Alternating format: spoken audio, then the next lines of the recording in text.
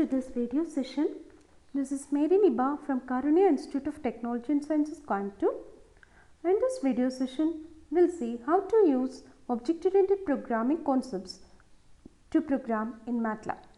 Generally, we used to code using MATLAB script, but in MATLAB, we have an option called class.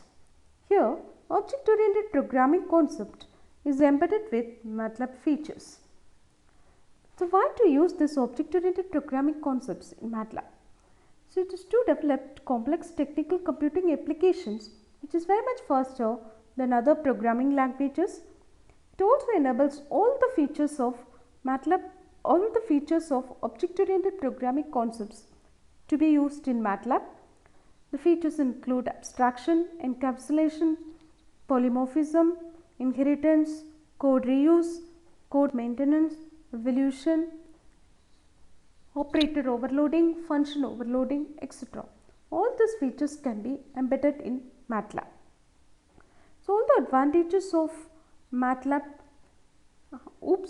concepts, MATLAB features plus OOPS concepts make this an excellent coding option. So, to explain this concept, just open MATLAB. In that, just click on New Class. So, if you just click on New Class, you will get a window with the class name. So, you will get the class window. So, under this you have class def, that means class definition followed by some class name, and under the class you have properties block and methods block, which are the two major blocks here. And in the properties block, which is used to store variables, and methods block, which is used to store variables and store functions and to define the functions. So, here let us explain this program. Let us explain this concept with a simple program called addition. That is how to add two numbers, how to write code for adding two numbers using this MATLAB class. For that, I am just giving the file name as ADDD. Okay. After giving the file name, just save the program, the same file name. Then under the properties here, I have to define the variables. In this program, I need to define two variables because I am just going to add two numbers. So, I am defining two variables v1 comma v2. You can either list by semicolon or you can list by like this. Then coming to function, I am just going to write a single function. So, I am deleting the other function, and function, it is always followed by return type, which is equal to function name followed by argument list. So, in the return type, I am just giving some return variables. So, this is user specification. So, I am just specifying it as R.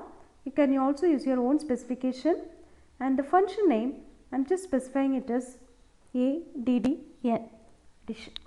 So, it should not be equal to the class name. And the argument list, I am just passing one variable, that is obj. So, I have declared the function. The next step, I need to define the function. So, for defining the function, I have to expand this R. R equal to, just I want to add two numbers. So, I am just adding like this, obj dot v1 plus obj dot v2. I am accessing the variables through the object. After writing the program, just click on the save, then just click run. And so, in the command window, I will get like this. And the command window, just you can check the output for this function.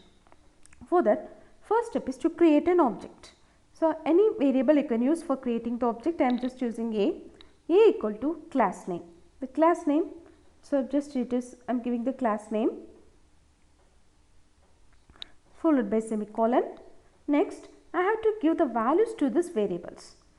So, for that I am just giving the values through object. A dot v1 equal to some values 45, then a dot v2 is equal to some other values, and that is 56. Then I have to call this function through the object.